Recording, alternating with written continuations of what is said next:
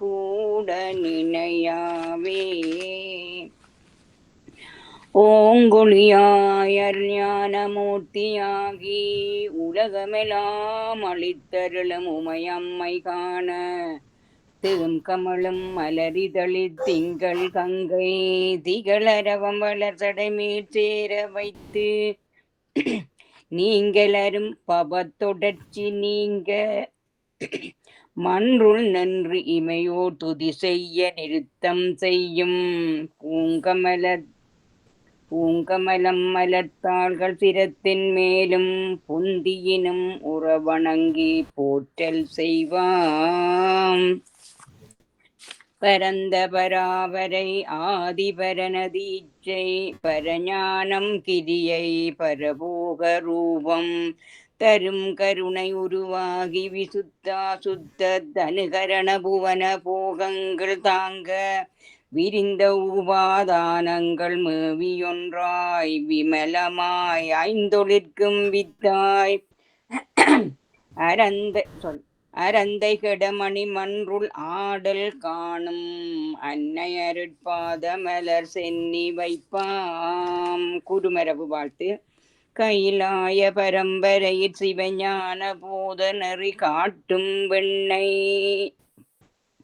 பயில்வாய்மை மெய் கண்டான் சந்ததிக்கோர் மெஞ்ஞான பானுவாகி குயிலாரும் பொழிற் திருவாவடுவதுறைவாள் குரு நமச்சிவாய தேவன் சைலாதி மரபுடையோன் திருமரபு நீடூழி தலைகமாதோ.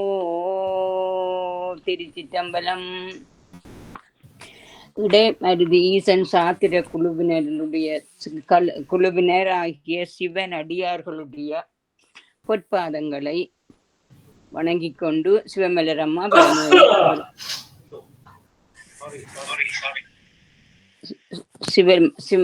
சிவமலரம்மா பரமோய்யா அவர்களுடைய பொற்பாதங்களையும் வணங்கிக் கொண்டு நாங்கள் இந்த போற்றி பௌரடை என்ற உமாபதி சிவாச்சாரியார் எழுதிய நூலான போற்றி பௌரடையை பற்றி சிந்திக்க திருவருள் கைகூடி உள்ளது. போன கிளாஸ்ல நாங்கள் இந்த போற்றி பௌரடியண்டா என்னன்றது நாங்கள் விளங்கப்படுத்தினான். போற்றி சொல்லுகிற கொஞ்சம் பாடல்களை இது கன்னி முறையில இருந்தது. கலிவன்பா யாப்புல அமைந்த கன்னி முறையில அமைந்த பாடல். கன்னி முறையில அமைந்தாண்ட ரெண்டு வரியாகத்தான் நாங்கள் எண்ண வேணும். ரெண்டு வரியாக எண்ணைக்குள்ள அந்த இரண்டாவது வரியில ஒரு பூஞ்சொல் அல்லாட்டி ஒரு தனிச்சொல் வரும். அந்த தனிச்சொல் எப்பொழுதும் அடுத்த வரியோட சேர்ந்து கொண்டுதான் வரும். அதனுடைய கருத்து நாங்க கந்தர் கலிவன்பா படிக்கையும் சரி, மற்றது நெஞ்சு தூது படிக்கையும் சரி, இந்த கலிவன்பா பாடல்கள்ல ரெண்டாவது அடியில ஒரு கோடு போட்டு ஒரு சொல்லு தனித்திருக்கும். அது இலக்கண முறைப்படி அந்த சொல்லு ஒரு தனிச்சொல்லனும் சொல்றவை, பூஞ்சொல்லனும் சொல்றவை. அந்த பூஞ்சொல் அதுக்கடுத்த வரியில உள்ள அடுத்த கண்ணின்ற தொடக்கமாக காணப்படும். கருத்தும் அதோட தான் நடக்கும். அந்த மாதிரி உமாபதி சிவாச்சாரியார் போற்றி பௌரடையில முதலாவது போற்றி சொல்லிட்டார். நாங்க அதை படிச்சுட்டோம். யாருக்கு சொன்னவர்? சாட்சாத் சிவபெருமானுக்கு. சாட்சாத் சிவபெருமான் என்றால் அறிவருக்கு அவருடைய மறைஞான சம்பந்தராய குருவுக்கு போற்றி சொன்னவர். எப்படி சொன்னார்? பிறவி வழக்கறுத்த நின்ற நிதித்த நிலை போற்றி. பிறவி வழக்கு அறுக்கிறதுக்காகத்தான் சிவபெருமான் திருநடன கூத்து, பொற்கூத்து, இந்த கூத்துக்கள் எல்லாம் இந்த கூத்தினை நடாத்துகின்றார். அப்ப அதைத்தான் நாங்க சொல்றார். பிறவி வழக்கறுத்த நின்ற நிறுத்த நிலை போற்றி. அவருடைய நிறுத்தத்துக்கு போற்றி சொல்லுகின்றார். அவர் ஏன் செய்கிறார் என்றால் உயிர்களுக்காக செய்கிறார். அடுத்து போற்றி பதிக்கு சொல்லிட்டார். பதி பசுபாசம் முப்பொருளை பற்றித்தான் இந்த நூல்கள் எல்லாமே சிந்திக்கின்றன. பதிக்கு போற்றி சொல்லிட்டார். அடுத்த போற்றி பசுவுக்கு சொல்ல போறார். பசுக்களுக்கு, பசு ஒண்டல்ல பசுக்கள் அளவறந்தன. சரி, நாங்க இத ரிவைஸ் பண்ணிட்டு போவோம். நான்முகன், தேவர், இந்திரன், திருமால், வேதம், வேதாந்தம், உபனிஷத் விளக்கம் செய்கின்ற விந்து, நாதம், நாதாந்தம் எல்லாமே தத்தம் அறிவால் இயன்ற அளவு தேடுகின்றன. இவையெல்லாம் பெருமானின் பெருங்கருணையினால, இவைகள் எல்லாமே பெருமானின் பெருங்கருணையினால இந்த உலகத்தில உள்ள உயிர்கள் அனுபவிக்கிறதுக்காக மாயையிலிருந்து தோன்றியன. மாயையிலிருந்து தோன்றியவை தானாக தங்களுடைய அறிவால இறைவனை தேட முடியாது, தேடி கண்டுபிடிக்க முடியாது. இவற்றிற்கெல்லாம் அப்பாற்பட்டவராக மாயையின் காரியங்களை துணை கொண்டு பெருமானை அறிய முடியாது. ஏனென்றால் அந்த மாயையினுடைய காரியங்களுக்கு அப்பாற்பட்டவராக இறைவன் இருக்கின்றார்.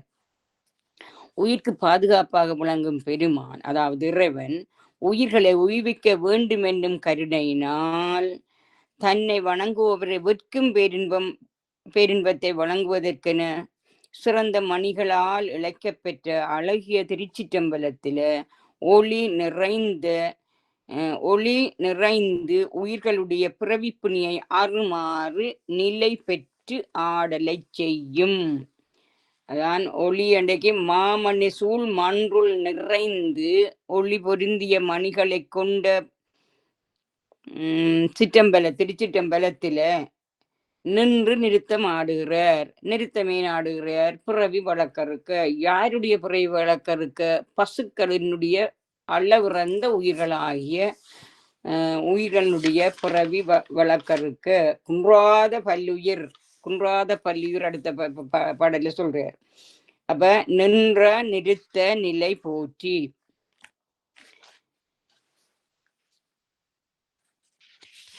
சேம ஒளி, இந்த சேம ஒளி என்று இதில் ஒரு சொல்லி வந்திருக்கிறது. சேம ஒளி சேம ஒளி எவரும் தேறும் வகை என்றேக்குள்ள. சேம ஒளி என்றால் என்ன?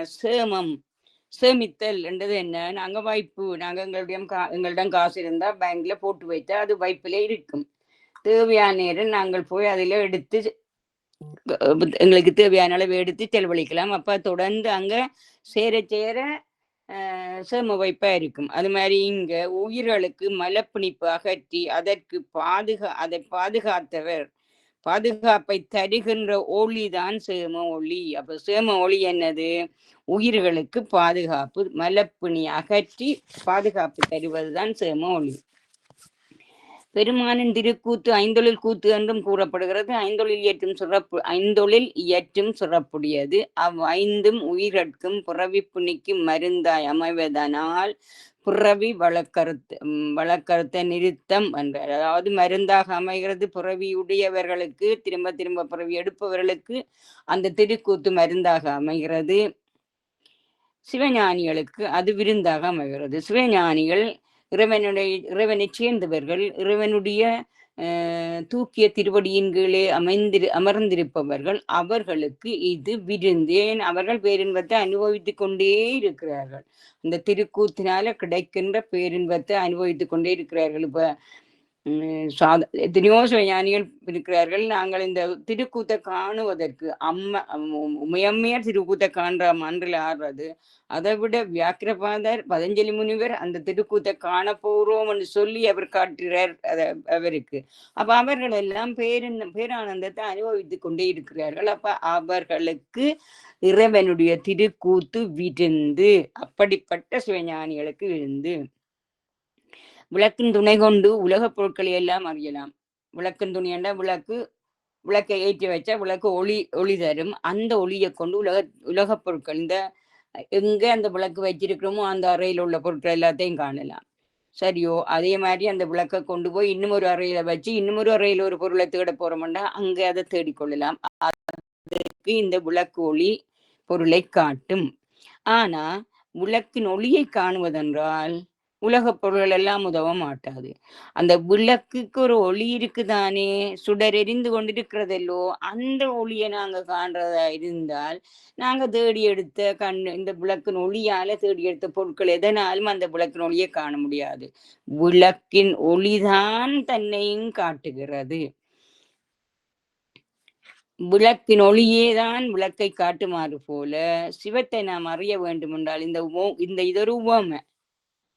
விளக்கு ஏற்றி வைத்திருக்கிறோம். விளக்கு ஒளி அந்த அறை முழுக்க பிரகாசிக்கிறது. அறைக்கு இருக்கிற பொருட்கள்லாம் எங்கே இருக்கின்றது நாங்கள் பார்த்து எடுக்கக்கூடியதா இருக்குது. ஆனா அந்த விளக்கின்ற ஒளியை பார்க்கறதுக்கு இந்த நாங்கள் எடுத்த பொருள் ஏதாவது உதவுமோ? உதவவே மாட்டாது.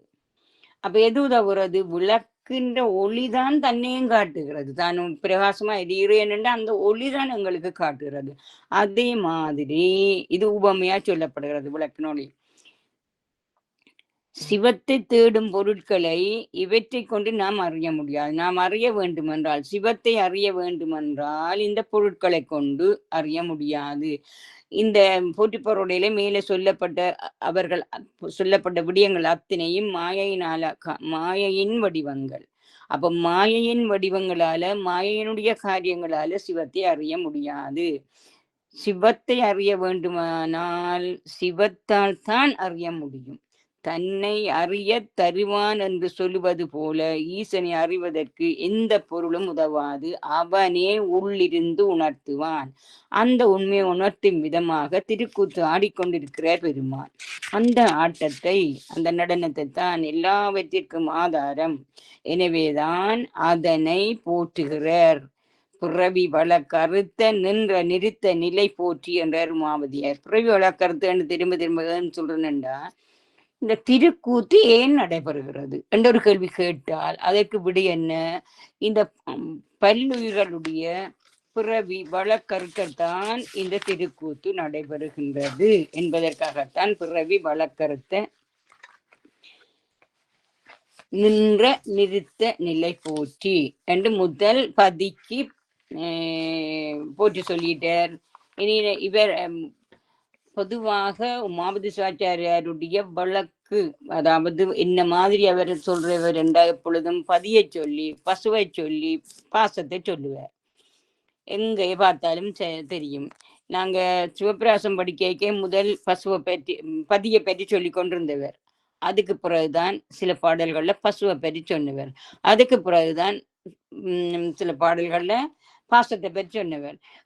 அதை விட நாங்க இலகுவாக திருவருட்பயன் எடுத்துக்கொண்ட முதலாவது அதிகாரம் பதி முது நிலை, பதியை பற்றி சொல்லுகிறார். 2வது அதிகாரம் உயிர் அவை நிலை, உயிர் அவை நிலை. ஏன் அந்த அவை போட்டவர்? உயிர்கள் எண்ணில் அடங்காதன, எண்ணிக்கைக்கு உட்படாதன, எண்ண முடியாதன, அளவிறந்தன ஆனபடியா அந்த அவை என்றதை போட்டிருக்கிறார். உயிர் அவை நிலை பசுக்களை பற்றி அவர் சொல்லி என்று வாரார். அதுக்கு அடுத்த போலதான் இருண்மல நிலை என்று 3ஆம் அதிகாரம். இருண்மல நிலை என்றது என்ன? ஆணவ இருள். ஆணவ இருள் என்றது ஆணவம். ஆணவ மலத்தை பற்றிய நிலை, அதை சொல்லுகிறார். அப்ப அவருடைய ஓடர் வந்த பொழுதும் பதியை சொல்லி பசுவை சொல்லி பாசத்தை சொல்லுவார். அது மெய்கண்டதவரெல்லாம் அப்படி அந்த முறையில சொல்லல. அவர் பசுவை சொல்லி பாசத்தை சொல்லி பதியை சொல்லி பாசத்தை சொல்லி பிறகு பசுவை சொல்லி இருக்கிறார். சரி, அது இருக்கட்டும். நாங்கள் இப்ப இந்த போட்டி பரவுடைக்கு வருவோம். நாங்க இன்றைக்கு 2வது பாட்டு பாருங்க எப்படி துவங்குதண்டா. இப்ப 5ஆம் 6ஆம் கண்ணி இப்ப பாக்குறோம். நாங்க முதல் 3 கண்ணி அங்க பார்த்துட்டோம். முதல் 4 கண்ணி முன்னுக்கு பார்த்துட்டோம். இப்ப 5ஆம் கண்ணியும் 6ஆம் கண்ணியும் பார்க்கிறோம். குன்றாத பல்லுயிர் வெவ்வேறு படைத்தும் அவை காத்தும் எல்லை இழைப்பொழிய விட்டு வைத்தும், எல்லை இழைப்பொழிய விட்டு வைத்தும். இந்த புது சொல்ல சொல்றாரு என்ன? படைத்தும் காத்தும் அழித்தும் என்றோ அல்ல படைத்தும் காத்தும் ஒடுக்கும் என்று சொல்லாம எல்லை இழைப்பொழிய விட்டு வைத்தும் தொல்லை வரும் அந்தம் அடி நடு என்று எண்ண எண்ண அளவிறந்து வந்த பெரிய வழி போற்றி. சரியோ? இங்க பசுக்களை பற்றி என்றாலும் கூட பசுக்களுக்கு இறைவன் என்ன செய்கிறார், என்னென்ன செய்கிறார் என்றதை பற்றி சொல்லி அவருடைய இந்த இவ்வளவு அளவிறந்த எண்ணிக்கைக்கு அடங்காத இந்த பசுக்கள் அனைத்துக்கும் அவர் ஒரே நேரத்தில் அருள் புரிந்து கொண்டிருக்கின்றார். பசுக்கள் ஒவ்வொன்றும் ஒவ்வொரு பக்குவத்திலே இருக்கின்றவை. அப்ப அந்தந்த பக்குவத்துக்கு ஏற்ற நிலையில அவைக்கு என்ன தேவையோ அதை செய்து கொண்டிருக்கிறதுக்கு மிகப்பெரிய ஒரு சாதனை அது. மிகப்பெரிய ஒரு ஆற்றல் தேவை. அந்த நிறுத்தனுடைய ஆற்றலைத்தான் இங்க போற்றி சொல்லு. அந்த அந்த நிறுத்தனுடைய மகா பெரிய ஆற்றலை, மகா சாதனையான ஆற்றலுக்கு போற்றி சொல்லுகிறார். பெரிய வழி போற்றி. சரியோ? என்ன அளவிறந்து வந்த பெரிய வழி போற்றி. பெரிய வழி என்ற அந்த பெரிய ஒரு ஆற்றலுக்கு போற்றி சொல்லுகிறார். சரி, நாங்க இப்போ ஒன்றுண்டா பாப்போம். உயிர்களை படைத்தல் காத்தல் என்று சொல்லுகிற விதத்தை நாம் சரியாக புரிந்து கொள்ள வேண்டும். உயிர் வந்து அனாதி. நாங்க ஏற்கனவே படிச்சிட்டோம். பதி பசு பாசம் மூன்றுமே அனாதி. பதியினை போல் பசு பாசம் அனாதி திருமூலர் சொல்லி இருக்கிறார். அப்ப மூன்றும் அனாதி, மூன்றும் படைக்கப்படாதவை, தோற்றப்படாதவை, அழிவு அற்றவை, நித்தியமானவை. அப்ப படைத்தல் காத்தல் எங்க செய்கிறார் அதை பார்ப்போம். உயிர் அனாதி. உயிரை படைத்தலோ காத்தலோ ஒடுக்குதலோ செய்ய முடியாது. இந்த உயிர்களைத்தான் பிறப்பில் விடுதலைத்தான் படைத்தல் என்று சொல்லுதல். இந்த உயிர்களை ஒவ்வொரு பிறப்புக்குள்ள பிறப்புக்குள்ள உட்படுத்துகிற அந்த பிறப்புக்குள்ள உட்படுத்துறதான் படைத்தல்னு சொல்லப்படுகிறது. பிறப்புக்குள்ள எப்படி உட்படுத்துகிறார்? அந்தந்த உயிர்களுக்கு அந்தந்த உயிர்களுடைய பக்குவத்துக்கு ஏற்ற உடலை தனி கரண போகங்களை கொடுத்து பிறப்பை ஏற்படுத்தி விடுகிறார். பிறப்பை ஏற்படுத்தி விடுகிறது இந்த கேவல நிலையில ஆன்மா ஆணவ இருளுக்குள்ள தான் இருக்கிறது என்பதையும் தெரியாத பக்குவத்தில கிடந்தது. அந்த ஆன்மாக்களை அந்த ஆணவமல பிணிப்பில இருந்து விடுவிக்கிறேன்டா ஒரே இதா. நாங்க ஒரு மேசையில ஒரு டஸ்ட் அதில் எடுக்குது, ஒரு துணி எடுக்கிறோம், துடைச்சி விடுறோம். ஒரு நிமிஷத்துல அல்ல 2 நிமிஷத்துல முழு டஸ்டையும் துடைச்சி விட்டுறோம். அந்த மாதிரி இங்க செய்யலாது, உடனடியாக செய்யலாது. கொஞ்சம் கொஞ்சம் கொஞ்சமாகத்தான் இந்த ஆணவ வலியை குன்ற செய்து தன்னுடைய திருவடிக்குள்ள சேர்க்க வேணும். இந்த உயிர்களைத்தான் பிறப்பில் விடுதலை படைத்தல் என்று சொல்லுதல். குன்றாத என்பது எல்லை இல்லாத, குன்றாத பல்லுயிர் என்று சொல்லப்பட்டிருக்குது. எல்லை இல்லாத உயிர்கள் எண்ணிறந்தன. அதாவது உயிர்கள் எண்ணிறந்தன. எண்ணிறந்த உயிர்கள் என்பது நாம் கணக்கிட்டு கொள்ள முடியாத உயிர்கள். அவ்வுயிர்கள் முத்தி பெற்றன எண்ணிறந்தன. அந்த உயிர்கள்ல எண்ணிறந்தன முத்தி பெற்று விட்டன. முத்திக்கு காத்திருப்பன எண்ணிறந்தன முத்திக்கு காத்திருக்கின்றன. எண்ணிறந்த அளவிறந்த உயிர்கள் வந்து முத்தியை நோக்கி செல்வன. இப்பதான் அது முத்தியை நோக்கி நோக்கி செல்லுது. அப்போ உயிர்கள் எண்ணக்கூடிய அளவில் இல்லை. உயிர்களின் கணக்கு சொல்ல முடியாதன என்பதனால் குன்றாத பல்லுயிர் என்றார். அப்ப குன்றாத பல்லுயிர் என்றேன் போட்டவர் உயிர்களை எண்ணி சொல்ல முடியாதன்றபடியா குன்றாத பல்லுயிர் என்றுதான் அந்த பாடலை தொடங்குகிறார். இரண்டாவது செட்ட பாடலை தொடங்குகிறார். இந்த உமாபதி சிவாச்சாரியாரே திருவருட்பயன்ல என்ன சொல்லியிருக்கிறார்? நான் இப்ப சொன்ன மாதிரி உயிர் அவை நிலையில முதலாவது குறள், பிறந்த நாள் மேலும் பிறக்குநாள் போலும் துறந்தோர் துறப்போர் தொகை. அந்த பிறந்த நாள் மேலும் சொல்லிக்க உலகாலம் ஆதியில இருந்து உலகாலம் பிறந்த உயிர்கள், இனி பிறக்கின்ற உயிர்கள் எண்ணிக்கை, இனி பிறக்கின்ற உயிர்கள் என்ற எண்ணிக்கை, இவ்வளவு காலமும் துறந்தோர் முத்தி அடைந்தவர்களுடைய எண்ணிக்கை, துறப்போர் தொகை. துறப்போர் என்றதுக்குள்ள மேலே சொன்னப்பட்டது முத்திக்காக காத்திருக்கின்ற உயிர்களும் அதுக்குள்ள வரும், முத்தியை நோக்கி செல்லு என்ற உயிர்களும் அதுக்கு வரும். இவ்வளவு எல்லாம் இருக்கின்ற நாங்க இதை எண்ணி கணக்கிட முடியாது. திருவள்ளுவரும் விட்டு வைக்கல பாருங்க. துறந்தார் பெருமை துணை கூறின் வையத்து இறந்தாரை எண்ணிக்கொண்டற்று. சரியோ? இறந்தவர்களை எண்ணி பார்க்கக்குள்ள துறந்தவர்கள் எவ்வளவு வேண்டு தெரியுமா? அப்ப அதை எல்லாத்தையும் அவர்கள் சொல்லுகிறார்களுடைய உயிர்களை எண்ண முடியாது என்பதை அவர்கள் திலைமோதூர் ஆடிய திருவடி பள்ளியூர் எல்லாம் பயின்றனாக அங்கேயும் வள்ளியூர் சொல்றார் பாருங்க. கீர்த்தி திருவுகள்ல தொடக்க லைன்ல தில்லைமோதூர் ஆடிய திருவடி பல்லுயிர் எல்லாம் பயின்றனாய். ஏன் ஆடுகின்றார்? திருநடனம் ஏன் தில்லை மூதூர்ல ஏன் ஆடுகின்றார்? இந்த பல்லூர்கள் எல்லாவற்றையும் கடைத்தேற்றுவதற்காகத்தான் ஆடுகின்றார். அடுத்தது இந்த பாடல்ல பல்லுயிர் வெவ்வேறு குன்றாத பல்லுயிர் வெவ்வேறு படைத்தும் அவை காத்தும் எல்லை இழைப்பொழிய விட்டு வைத்தும் அந்த அந்த வரிக்கு நான் கருத்து சொல்ல போறேன். படிவக்கம் நீங்க உயிர்களை வெவ்வேறு உடல்களிலே அவற்றை புகுத்தியும் படத்திலண்டா அதுதான் உயிர்களை வெவ்வேறு உடல்களிலே அவற்றை புகுத்தியும் அவை அந்த உடம்பிலே இருந்து எந்த காரணத்துக்காக அந்த உடம்பை பெற்றதோ அந்த காரணத்தை முடிகிற வரை அதனை காத்தும்.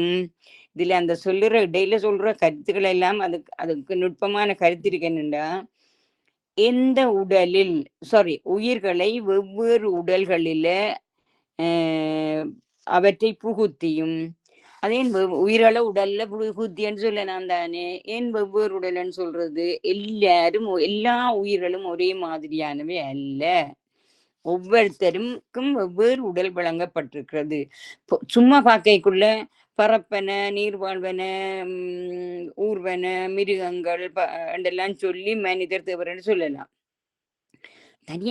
தனியே நாங்க மனிதரை எடுத்துக்கொண்டாலே ஒவ்வொருவரும் வெவ்வேறு விதமான ஒரே மாதிரி இல்லை, வெவ்வேறு விதமான அமைப்பில் இருக்கிறார்கள். எல்லாருக்கும் உடலே கொடுத்திருக்கிறார், ஆனாலும் அவர்களுடைய அனுபவங்கள் வித்தியாசமானவை. எந்த காரணத்துக்காக அந்த உடம்பை பெற்றதோ அந்த காரணம் முடிகிறவரை அதனை காத்தும். வெவ்வேறு உடல்ல உயிரை புகுத்திட்டார், அது படைத்தல். சரி, புகுத்தின அந்த உடலில அந்த உடலை காக்க வேணும். இப்ப அந்த உயிர் உடலுக்குள்ள இருக்கிறது, அந்த உடலை காக்க வேணும். எவ்வளவு காலத்துக்கு என்னென்னத்தை அனுபவிக்க போறதோ அதை அனுபவிக்க விட்டு எவ்வளவு காலத்துக்கு இருக்க போகிறதோ அது வரைக்கும் அவர் காத்தும். அதுக்கு அப்புறம் என்ன செய்யறார்? அதனுடைய எல்லையிலே, அதாவது வாழ்நாள் முடிவு என்று சொல்லுகிறோம் அல்லவா, அந்த எல்லை முடிவிலே இதுகாரும் பிறப்பு இறப்பு என்று சகலத்தில் பிறந்த உயிர்களை இழைப்பாடுவதற்காகவும். எந்த உயிர்களை இழைப்பாற்றுகிறார்? சகலத்துல பிறந்த உயிர்களை இழைப்பாற்றுகிறார். சரியோ? சிவன் முத்தர்களை இழைப்பாற்றுன்னு சொல்றது இல்லை. சிவன் முத்தர்கள் இறைவனுடைய பேரானந்தத்தில திளைத்து கொண்டிருக்கிறேன்னு தான் சொல்றது. சகலத்தில பிறந்த உயிர்களை இழைப்பாறுவதற்காகவும். சரியோ? அப்படிப்பட்ட சகலத்துல பிறந்த உயிர்களை ஒவ்வொருத்தரும் ஒரே மாதிரியான இழைப்பாறுதல் கிடைக்கும் என்றதில்லை. சில பேர் பழையபடி கேவலத்துக்குள்ள வைத்து போடுவார்கள். கேவல மண்டைக்குள்ள ஒரு சில காலத்துக்கு இன்னொரு பிறவியை எடுக்காமல், இன்னொரு பிறவியை கொடுக்காமல் அவர்களை அந்த மாதிரி ஒடுக்குகிற பழைய நிலைக்கு கொண்டு போட்டார். கேவல நிலையில ஆணவத்தினுடைய இருளுக்கு கட்டுப்பட்டு கிடக்கிற நிலைக்கு கொண்டு போறார். சரியோ? அவ்வாறு விட்டு வைத்து இழைப்பு ஒளிய விட்டு வைத்தும் என்று சொல்லிக்குள்ள இன்னொரு பிறவி எடுக்காம கேவல நிலையில இருக்கிற அந்த கருத்தை சொல்லுகிறார். தொல்லையுறும் அந்தம் அடி நடு என்று எண்ண. தொல்லையுறும் தொல்லை அண்டைக்குள்ள இதுல கஷ்டம் என்றது நினைக்காதேங்கோ. தொல்லை இரும்பிறவி சூழும் தலை நீக்கி அல்லல் அறுத்து ஆனந்தமாக்கியதே. தொல்லை என்றது தொன்மை என்ற கருத்துல வருகிறது. இதிலும் அதே தொல்லை என்றதான் தொல்லை என்றது தொன்மை என்ற கருத்துல வருகிறது. தொன்மை எவ்வாறு இருக்கிறது என்பது சொன்னால் தனக்கு ஒரு ஆரம்பமோ முடிவோ எதுவுமே இல்லாத ஒரு நிலை. தொல்லை எவ்வாறு இருக்கிறது? இறைவனை பற்றித்தான் இதுல சொல்லப்படுகிறது. இறைவன் தொன்மையானவன், ஆதி அந்தம் இல்லாதவன் ஆனபடியா அவனுக்கு அந்தம் அடி நடு என்று எண்ண என்று சொல்லப்படுகிறது. என்ன சொல்லப்படுகிறது? இறைவனுக்கு அந்தமும் இல்லை, ஆதியும் இல்லை, நடுவும் இல்லாதவன். அளவிறந்து வந்த பெரிய வழி. அளவிறந்தது கடைசி வரியோட சேர்க்கணும். அளவிறந்து வந்த பெரிய வழி போற்றி. அந்த அடி நடு என்று எண்ண தொடக்கமும் கிடையாது, முடிவும் கிடையாது, நடு என்பதும் கிடையாது. ஆகையினாலே அப்படிப்பட்ட தனக்கு ஒரு தொடக்கமோ முடிவோ இல்லாதவர் தொல்லையுறும் அந்த அடி நடு என்று எண்ண. உயிர்களுக்கு மாயிலிருந்து உடம்பை கொடுத்து பின் காத்து பின்னர் ஒடுக்கி இந்த உயிர்களை பிறப்பில் விடுக்கின்ற. அப்படி இந்த எண்ணிறந்த உயிர்களை அவைக்கு ஏற்ற பக்குவ நிலையில் உடல்களை பொருத்தமாக கொடுத்து அவற்றை காத்து உரிய காலத்தில் அவற்றை ஒடுக்கியும் அவ்விதம் பிறப்பில் விடுக்கின்றார். அப்படி பிறப்பில் விடுக்கின்ற போது அதனை செய்வதற்கு பாருங்க, ஒவ்வொருத்தருக்கும் ஒவ்வொரு விதமா செய்ய வேணும். வீட்டுல பிள்ளைகள் வேற வேற சாப்பாடுகளுக்கு தேவை. நாங்க ரெண்டு விதமான சாப்பாடு 3 விதமான சாப்பாடு செய்யணும்னாலே நாங்க கழிச்சு போறோம். சரியோ, எல்லாரும் ஒரே மாதிரி சாப்பிட இல்லாம ஒவ்வொன்று நிக்குது என்னும் பேசுறோம். ஆனா இறைவன் என்ன செய்யறார், ஒவ்வொரு உயிர்களுக்கும் தனித்தனியாக அவற்றினுடைய பக்குவத்துக்கு ஏற்ப அதுக்கு என்ன கொடுக்க வேணுமோ அதை கொடுத்து, எந்த காலத்துல ஒடுக்க வேணுமோ அதை ஒடுக்கி,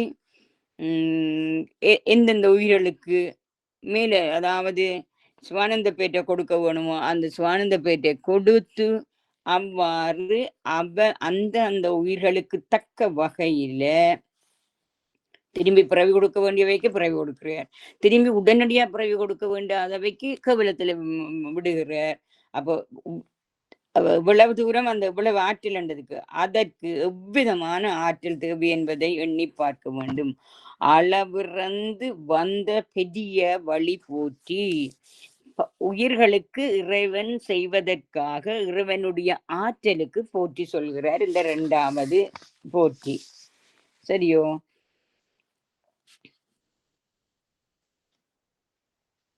எல்லா உயிர்களுக்கும் அந்தந்த உயிரினது தன்மை அறிந்து உயிர்களின் வினை கணக்கு அறிந்து அதை அறிய வேணும், இல்லாம சும்மா செய்யலாது. வினை கணக்கு அறிந்து அந்த உயிர்கள் எந்த பிறப்பை எடுக்க வேண்டும், எவற்றையெல்லாம் நுகர வேண்டும், அனுபவிக்க வேண்டும் என்று தெரிந்து சொல்லுகின்ற அவருடைய ஆற்றல் அளத்தற்கு ஒண்ணாது.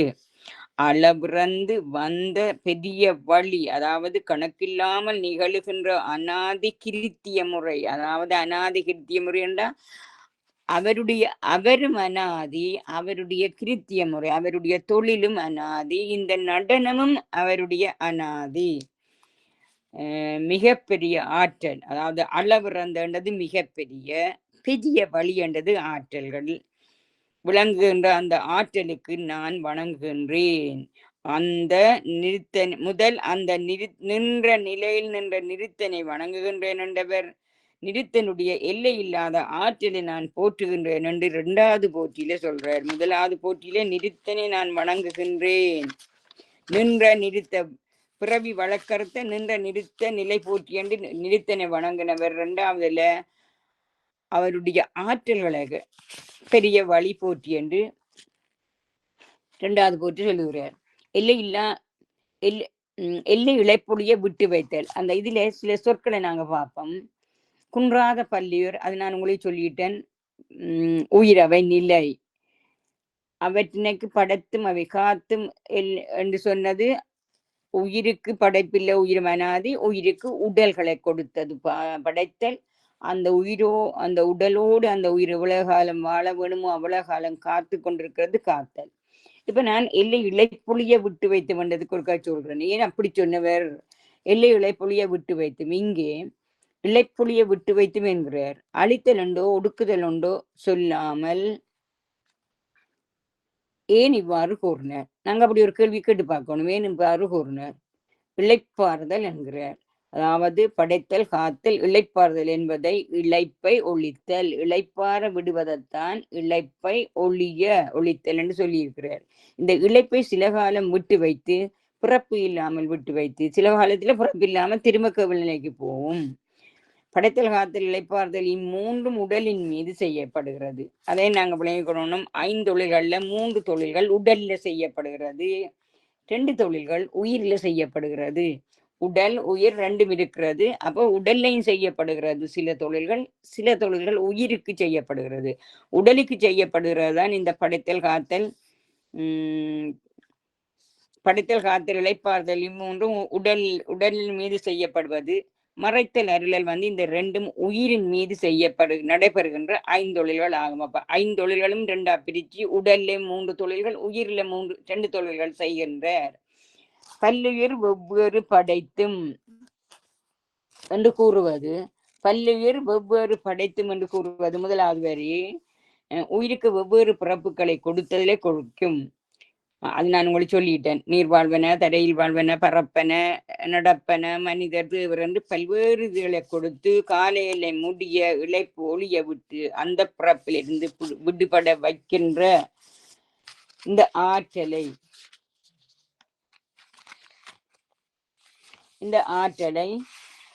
ஆற்றலுக்கு அதாவது பெரிய வழி போற்றி குன்றாத பல்லுயிர் வெவ்வேறு படைத்தும் அவை காத்தும் எல்லை இழைப்பொழிய விட்டு வைத்தும் தொல்லையுறும் அந்தம் அடி நடு என்று எண்ண அளவிறந்து வந்த பெரிய வழி போற்றி.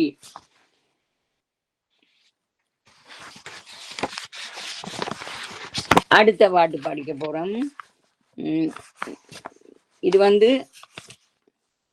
5, 6 கண்ணிகள் இதுல படிச்சுட்டு 2வது பாட்டுல இது 7வது கண்ணி.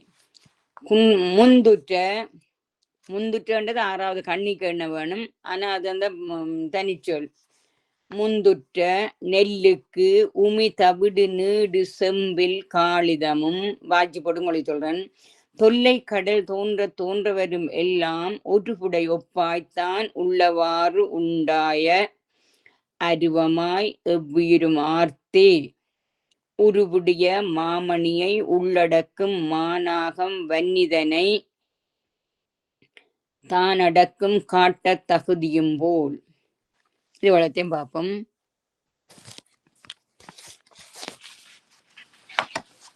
இதுல வந்து இதுவரையில நிறுத்தனை பற்றி பேசினார், பிறகு குன்றாத பள்ளியூர்களை பற்றி பேசினார், பதியை பற்றியும் பசுவை பற்றியும் பேசியவர் இனி பாசத்தை பற்றி பேச போகிறார். இதுல இன்றைக்கு நாங்க இப்ப நாங்க பாக்குற வரிகள்ல பாசத்தை பற்றி. பதியை பற்றி பேசும்போது பூமன்னு நான்முகத்தன் என்று தொடங்கி நின்ற நிறுத்த நிலை போற்றி என்று பதிக்கு போற்றி சொல்லி வணங்கினார். அடுத்து குன்றாத பல்லுயிர்கள் என தொடங்கி அளவுறந்து வந்த பெரிய வழி போற்றி என பல்லுயிர்களுக்காக நிறுத்தன் செய்கின்ற கணக்கில்லாமல் இருக்கின்ற அநாதிகிருத்திய முறை பதிபசுபாசம் மட்டுமல்ல, அனாதி அல்ல, அவர் செய்கின்ற கிருத்திய முறையும் திரு நடன கூத்தும் அனாதி.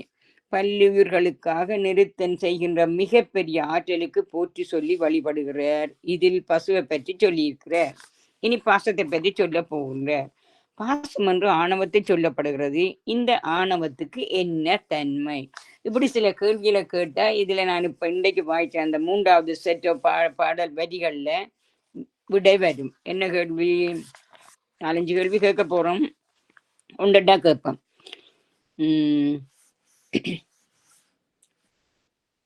இந்த பாசமன் சொல்றது ஆணவ மலத்தை தான். அந்த ஆணவ மலத்திற்கு தன்மை என்ன தன்மை என்பதை பற்றி சொல்ல போகிற. பசுக்கள் நித்தியம் அனாதி எனப்படும். அனாதியாக இருக்கிற பசுக்களுக்கு ஆன்மாக்களுக்கு ஆணவம் எப்படி வந்தது?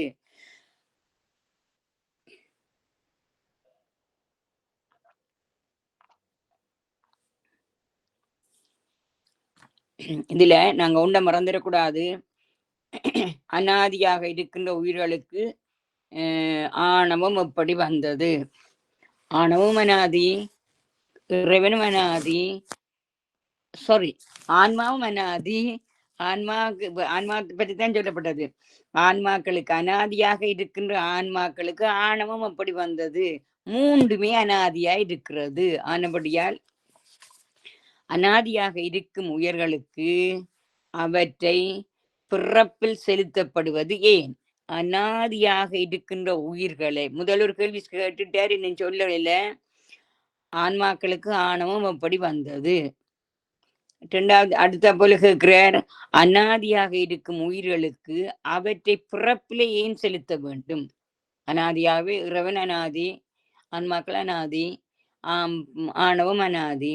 அனாதியாக இருந்துட்டு போலாம் தானே, ஏன் இந்த உயிர்களுக்கு பிறப்பை ஏற்படுத்தி கொடுக்க வேணும்? உயிரின் அறிவை ஆணவ மலம் பந்தித்து இருப்பதால் உயிரின் அறிவு இயங்காமல் இருக்கிறது. சரியோ? ஆணவம் உயிரினுடைய அறிவை மறைத்து கொண்டு இருக்கிறது. உயிரினுடைய அவ்வுயிரின் துன்பத்தை நீக்க பிறப்பில் விடப்படுகிறது. அப்ப ஏன் பிறப்பில் விடப்படுகிறது? ஆணவம் உயிரின் அறிவை அனாதியாகவே பந்தித்து இருக்கிறது.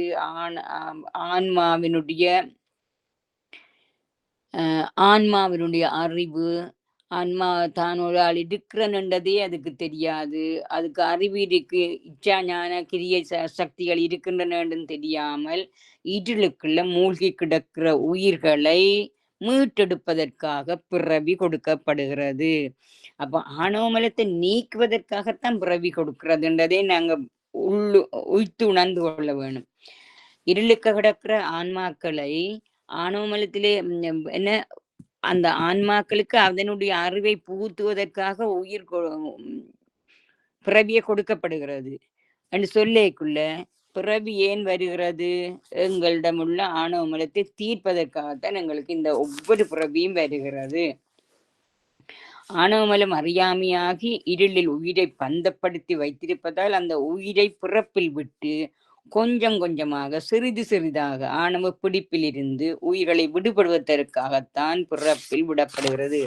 அந்த இதை சொல்லுவனம் பாருங்க, கொஞ்சம் கொஞ்சமாக அல்லது சிறிது சிறிதாக முழுமையாக ஆணவத்தினுடைய வெளியை போக்க முடியாது.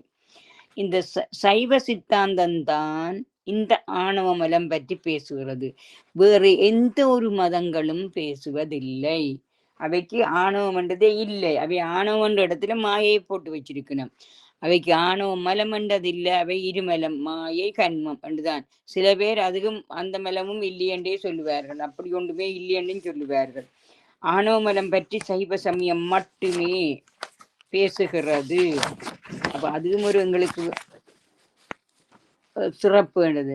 உயிர்களுக்கு பிறப்புகளை கொடுத்து சிறிது சிறிதாக ஆணவ மலத்தை ஒடுக்குவதற்காக இதனால் ஆணவ மல வலி குன்றும். பிறப்புகளை கொடுத்து கொடுத்து கொஞ்சம் கொஞ்சம் கொஞ்சமாக ஆணவ மலத்தை ஒடுக்குவதற்கு தான் இந்த பிறவி கொடுக்கப்படுகிறது. அப்படி பிறவிகள் கொடுக்க கொடுக்க கொடுக்க ஆணவ வலி கொஞ்சம் கொஞ்சமாக குன்றும். 2வது கேள்வி கேட்கிறார், மலம் ஆன்மாக்களை பந்தித்தது என்கிறீர்களே, அது எப்படி? சரியோ? மலம் மலமண்ட ஆணவம், ஆணவ மலம் ஆன்மாக்களை பந்தித்தது என்கிறீர்களே, அது எப்படி? சரியோ? இதற்கு 2-3 பொம்மைகளை சொல்ல போறார். நெல்லுக்கு உமி தவிடு முளை அண்டது. இது இந்த போற்றி பவருடையில சொல்லப்படவில்லை, ஆனா நாங்க அதை சேர்த்து கொள்ள வேணும்.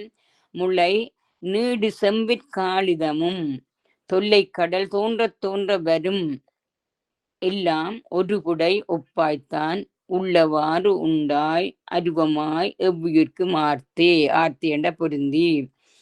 அந்த அடியலைத்தான் இதுக்கு பதிலா சொல்ல போறார். அது இந்த விளக்கம் என்ற காளிதம் என்ற களிம்பு, செம்பில் களிம்பு போலன்ற மாதிரி. நெல்லுக்கு உமி தவிடு முளை, அதுவும் ஒரு உதாரணம் நெடுக எங்களுடைய சைவ சித்தாந்த நூல்கள்ல சொல்லப்படுகிறது. ஆர்த்தி என்றது பொருந்தி, எல்லா உயிரோடும் பொருந்தி என்ற கருத்து. ஆணவமலம் உண்டு என்பதை நிறுவுகிற. நெல் தோன்றுகிற போதே அதற்கு உமி தவிடு முளை இயல்பாகவே இருக்கிறது. உயிர் இருக்கிற காலத்தில் இருந்தே ஆணவமலமும் இருக்கிறது. உயிர் இருக்கிற காலத்திலிருந்தே ஆணவமலம் இருக்கிறது. நெல்லுக்கு உமி தவிடு முளை முற்பாடு பிற்பாடு இல்லாமல், அதாவது முற்பாடு பிற்பாடுண்டா சில இது சொல்லுவோம், 5ஆம் நூற்றாண்டு பிறகுதான் 6ஆம் நூற்றாண்டு பிறகுதான் திருஞான சம்பந்தமூர்த்தி நாயனார் அவருடைய தேவாரங்கள் கிடைத்திருக்கின்றன. அந்த காலத்தில் அவர் வளர்ந்தவர். அதுக்கு முதல் திருஞான சம்பந்தர் இருக்க இல்லை. சரியோ? 7ஆம் நூற்றாண்டு தான் சுந்தரமூர்த்தி நாயனாருடைய காலம். அதுக்கு முதல் சுந்தரமூர்த்தி நாயனார் இருக்க இல்லையண்டு. அந்த மாதிரி முன்னுக்கு இருக்கையில பின்னுக்கு வந்தவர்கள் என்ற கதை இல்லாமல், முற்பாடு பிற்பாடு இல்லாமல், நெல்லுக்கு எப்ப நெல்லண்டு நாங்க காண்றோமோ அந்த நெல்லுக்கு உமி இருக்குது, தவிடு இருக்குது, முளை இருக்கிறது. சரியோ? அனாதியிலேயே கூடி தோன்றுகிறது. அதுபோல உயிருக்கு ஆணவமலம் அனாதியிலேயே பந்தித்து இருக்கிறது. சரியோ? அதுல கேள்வி என்னண்டா, மலம் ஆன்மாக்களை பந்தித்தேன் என்று சொல்லுகிறீர்களே, அது எப்படி நடக்கிறது? அதுக்கு ஆன்சர் வந்துட்டுது. இதுல என்னது ஒரு ஆன்சர் இன்னும் இருக்குது. ஆணவ மலம் உயிருக்கு அனாதியே பந்தித்திருக்கிறது. அதுக்கு ஒரு உவமை சொல்றாரு. எது போலியண்டா, நெல்லுக்கு அப்ப உமியும் தவிடும் முளையும் வந்திருக்குது. நெல்லப்பன்னு சொல்லி அறிந்த காலத்தில இருந்தே அதுக்கு மூண்டும் இருக்கிறது. அது மாதிரி ஆன்மாக்களுக்கு ஆரம்ப காலத்தில இருந்தே இது எல்லாம் இருக்கிறது. அடுத்த கேள்வி, ஆணவமலம் ஆன்மாவின் அறிவை மறைத்தது எப்படி? ஆணவமலம் எப்படி ஆன்மாவினுடைய அறிவை மறைத்தது? செவ்விற்களிம்பு அதுக்கெல்லாம் உவமை சொல்லுறார். இந்த உவமைகள் நீண்ட காலத்துக்கு அந்த உவமையை நாங்கள் அந்த நீண்ட காலத்துக்குண்டா பல பொருட்களுக்கும் நாங்கள் அந்த உவமையை சொல்ல முடியாது. அதுக்காகத்தான் ஒரு சொல்லு போட்டிருக்கிறார். ஒரு புடை ஒப்பாக. மூன்றாவது வரியில வருகிறது, எல்லாம் ஒரு புடை ஒப்பாய்த்தான் உள்ளவாறு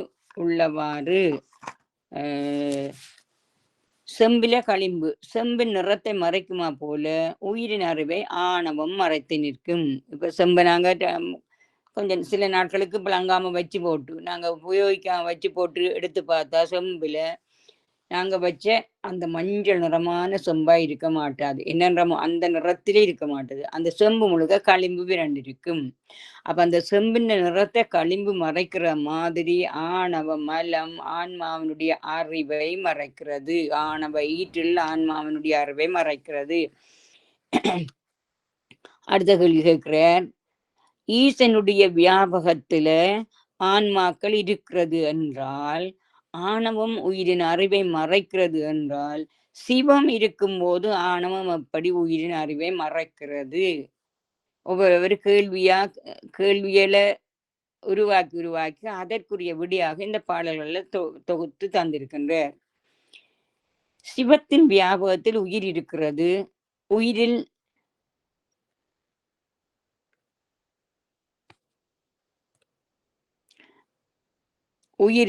உயிரை ஆணவம் மறைக்கிறது, உயிர்களை ஆணவம் மறைக்கிறது என்றால் ஒளியும் இருளும் எப்படி இருக்கும்? அது இந்த ஒரு மேல கேட்கப்பட்ட கேள்விக்கு ஒரு சின்ன விளக்கத்தை இங்கே சரியணும். ஈசனும் இருக்கிறார், ஈசன் உயிரோட இருக்கிறார், ஈசனுடைய வியாபகத்துல உயிர் இருக்கிறது, உயிருக்குள்ள ஈசன் மறைந்திருக்கிறார். சரி, ஆணவம் போய் அப்படி எப்படி இருக்கும்? அப்ப ஒளிக்கும் இருளுக்கும் ஒற்றுமை இல்லையே, ஒன்றாயிருக்க மாட்டுதே. அப்ப சிவத்தோட ஆணவம் இருக்குமோ என்றதான் கேள்வி. இதுக்கு என்னன்னு சொல்றாருண்டா, இதுக்கு என்ன உவமை சொல்றாருண்டா, நீர் உவமைய கூறுகின்றார். தொல்லை கடல் தோன்ற வரும். அந்த பாடல் வரியிலே இருக்குது, நான் சொல்ல இல்லை, பாடல் வரியிலே இருக்குது. தொல்லை கடல், இரண்டாவது வரி, தொல்லை கடல் தோன்ற வரும், எல்லாம் ஒரு புடை ஒப்பாய்த்தான் உள்ளவாறு என்றது ஒரு விடயத்துக்காக இந்த உவமையில சொல்றார். தொல்லைக்கடல் தோன்ற வரும் எல்லாம் ஒரு புடை ஒப்பாய்த்தான் உள்ளவாறு உண்டாய் அருவமாய் உயிரும். கடல் என்பது வெளி. கடல் என்று நாங்க சொல்றது அந்த கடல் இருக்கின்ற நீர் பரப்பி இருக்கின்ற அந்த வெளியைத்தான் சொல்றது. அதுல நீர் இருக்கிறது, அந்த நீரில உப்பு இருக்கிறது. உப்பு நீரை பற்றி ஒழிய கடலை பற்றாது, கடல் வெளியை பற்றாது. அப்ப ஆணவம் உயிரை பற்றி ஒழிய சிவத்தை பற்றாது என்ற கருத்துக்கு கொண்டு வர்றார். இன்னும் ஒரு உதாரணம் சொல்றார். இதுக்கேதான் இந்த கேள்விக்கு விறகிலே நெருப்பு இருக்கிறது, அதுவும் இதிலேயே இருக்குது அந்த பாட்டு. பிறகு பின்னுக்கு வருகிறது, வன்னிதனை தானடக்கும் காட்ட தகுதியும் போல். இடையில ஒன்று சொல்ல நான் சொல்லுவேன். வன்னிதனை தான் அடக்கும் காட்ட தகுதியும் போல். வன்னி என்ற அக்கினி நெருப்பு, காட்டம் என்றது விறகு. விறகுலே நெருப்பு இருக்கிறது, அந்த நெருப்பு இருக்கிற இடத்துலதான் விறகுல ஈரமும் இருக்கிறது. ஈரமும் நனைஞ்சு போய் இருக்குது. ஈரமும் நெருப்பும் விறகுலே ஒரே இடத்தில் இருக்கிறது. அதுபோல உயிரிலே, அதாவது ஆன்மாவில ஆணவமலம் இருக்கிறது, சிவமும் இருக்கிறது. ஆணவமலம் சிவத்திடம் ஒடுங்கும், ஆன்மா அறிவை மறைக்கும். ஆணவமலம் சிவத்தை எட்டியும் பார்க்காது, உயிருக்க இருக்கின்ற சிவத்தை எட்டியும் பார்க்காது, அது ஒடுங்கி போயிருக்கும் அந்த சிவத்துக்கு முன்னால. ஆனா ஆன்மாவினுடைய அறிவை அது மறைக்கும். கடல் எப்ப தோன்றியதோ அன்றைக்கு அதன் நீரில உவரும் தோன்றும். உவரண்ட உப்பு. கடல் எப்ப தோன்றியதோ அன்றைக்கே அந்த கடல் நீர்ல உப்பு இருக்கும். ஆனா கடலுடைய வெளியை அந்த உப்பு பாதிக்க மாட்டாது. இந்த உவமைகள் எல்லாம் சொல்லுகிற போது ஒரு புடை உவமை என்று சொல்லுகின்ற. ஒரு புடை ஒப்பு, அதாவது ஒரு விடயத்திற்கு அதை உதாரணமாக எடுத்துக்கொள்ளலாமே தவிர அதை முற்று உவமைகளாக எடுத்துக்கொள்ள முடியாது. முழுமையான உவமைகளாக எடுத்துக்கொள்ள முடியாது. ஒரு புடை உவமை என்ற போது இப்ப உதாரணமாக நாங்க சும்மா ஒரு கதையில ஒரு நல்ல உயரமான ஆள் வருகிறது. ஒரு உயரமான ஆண் வருகிறார். அப்ப இது பனை மாதிரி உயரமா இருக்குன்னு சொல்லி நாங்க பகுதி பண்ணுவோம். அப்ப பனை மாதிரின்னு சொல்றது என்னத்துக்கு? இவருக்கு 2 கால் இருக்கு, 2 கை இருக்கு, இவர் நடக்கிறார். அது எல்லாத்தையும் பனைமரம் செய்கிறதோ இல்ல. அந்த பனைமரத்தின் உயரத்தை தான் இவருடைய உயரத்தோட ஒப்புமை கூறுகிறோம். அந்த ஒப்புமை ஒரு புடை ஒப்புமை. முழுமையாக அதை உவமையாக கூற முடியாது. அந்த நபரை முழுமையாக ஒரு பனைமரத்துக்கு கூற முடியாது. அவர் ஒரு நல்ல என்ன வெள்ள நிறமான அழகானவராக இருக்கலாம். பனைமரம் நல்ல கருப்பாக இருக்கு. அப்ப நிறத்துக்கு உவமை சொல்ல இல்லை. இவர் நடந்து திரிகிறார், கைகால் இருக்கிறது. ஆனா பனைமரம் நடந்து தெரியாது, கைகால் இல்லை. அப்ப ஒரு புடவம் என்றா இதுதான். அந்த பனைமரத்தின் உயரமும் இந்த ஆணழகனுடைய உயரமும், ஆணழகனின் நல்ல உயரமா, அதாவது பொதுவான உயரத்தை விட இன்னும் உயரமாக அவர் காணப்படும் பொழுது பனைமரத்தை எங்களுக்கு நினைக்க தோன்றுகிறது. அது முழுமையான உவமையில முற்றுவமை அல்ல என்றதுக்குத்தான் இந்த இதுகளுக்கும் சொல்றார். இவ்விதமாக நெல்லுக்கு சொல்லும் உவமை, செம்புக்கு சொல்லும் உவமை, செம்புக்கு சொல்லும் களிம்பு உவமை, கடலுக்கு சொல்லுகின்ற உவமை, இவையெல்லாம் ஒற்றொற்று விடயத்துக்கு சொல்லுகின்ற ஆன்ம அறிவில் இருக்கும் ஆணவத்தை குறிப்பது. ஆனால் இவற்றை ஆகையினால் இவற்றை ஒருபுடை உவமையாக கொள்ள வேண்டும், முற்றுவயமாக கொள்ள முடியாது. சரியோ?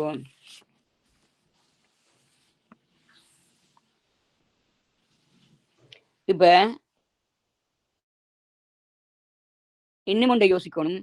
இப்ப நெல்லில இருந்து ஊமி தவிடு நீக்கினால் திரும்ப அந்த நெல்லில அரிசியில அந்த நெல்லு ஊமி முளை ஒன்றும் ஒட்டாது. ஆனால் ஆன்மாவில இருந்து ஆணவ மலத்தை நீக்கினால் ஒரு காலத்துல திரும்ப ஆணவமலம் இவரை பற்றி கொள்ளலாம். வாசனாமலம் என்று சொல்லுவோம் அல்லவோ.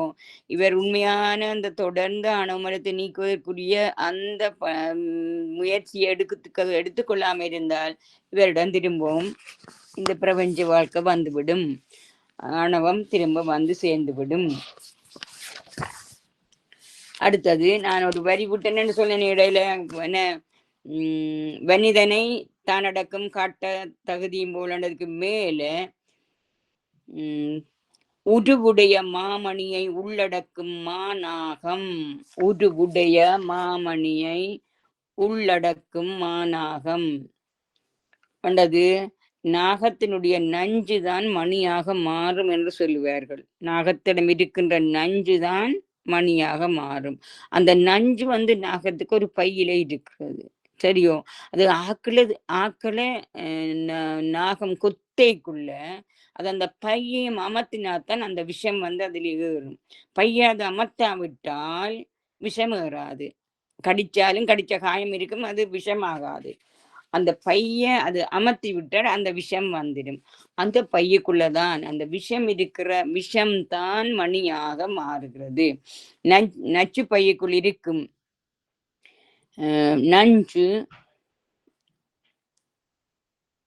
நச்சு பையுக்குள்ள நஞ்சு மாமணியை மறைத்து கொண்டிருப்பது போல ஆணவம் என்னும் நாகம், ஆணவத்தை நாக பாம்புக்கு உவமையா சொல்றார்.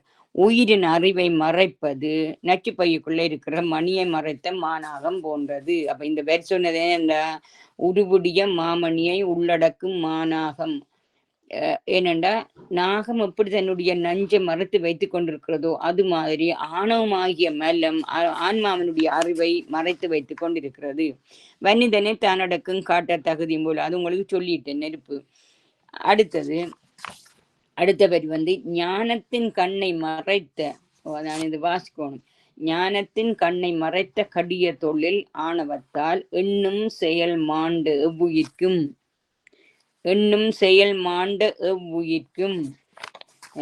ஞானத்தின் கண்ணை மறைத்து கடிய தொழில் ஆணவத்தால் எண்ணும் செயல் மாண்டு எவ்வுயிர்க்கு மண்டைக்க ஆணவத்தால் உயிருக்கு எண்ணம். அதாவது எண்ணம் அண்டைக்குள்ள எண்ணம் செயல் மாண்ட எண்ணும் அண்டைக்குள்ள அந்த அதுக்குள்ளதான் ஆன்மாவுக்கு இருக்கிற சக்திகள் ஞான சக்தி. எண்ணும் என்றது ஞான சக்தி. செயல் என்றது இதுல சொல்லப்பட்டிருக்கிறது செயல் மாண்ட எண்ணம் செயல் மாண்ட. எண்ணம் என்றது அந்த ஞான சக்தி. செயல் என்றது கிரியா சக்தி. மாண்ட நீங்கிய நிலையில ஆணவம் மறைத்து கொண்டிருக்கின்றது.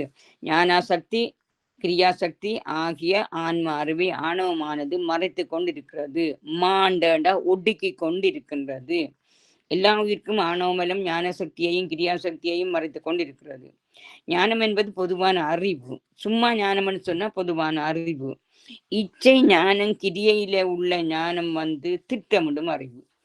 அந்த ஆன்ம அறிவில இச்சை ஞானம் கிரியை இருக்கிறது, இறைவனுடைய அறிவில இச்சை ஞானம் கிரியை இருக்கிறது. ரெண்டுக்கும் ஒப்பு சொல்ல முடியாது. அது ஒரு வேறு லெவல், இது வேறு லெவல். ஆனா இதுல என்ன சொல்ல வாருமெண்டா, ஆன்மாவனுடைய அறிவில இருக்கின்ற இச்சை ஞானம் கிரியை, அந்த ஞானம் அந்த ஆன்மாவை தொழிற்படுத்துவதற்கு ஒரு திட்டமிட்டு என்ன செய்ய வேணுமென்ற அந்த அறிவை வழங்குகின்ற திட்டமிடும் செயற்பாடாக நாங்க கருத வேணும். சும்மா ஞானம்னு சொன்னா பொதுவாக அறிவு என்ற கருத்து. இதுல ஆன்ம அறிவில் ஏற்படுகின்ற இச்சா ஞானம் கிரியண்டத்துல ஞானம் திட்டமிடுகிற அறிவு. இவற்றையெல்லாம் ஆணவம் மறைத்து கொண்டிருக்கிறது. ஆன்மாவின் இயக்கம் இச்சை ஞானம் கிரியைதான். அதனை செயற்பட விடாமல் ஆணவம் தன்னிருளுக்குள்ள ஆன்மாவை மறைத்து வைத்துக் கொண்டிருக்கின்றது.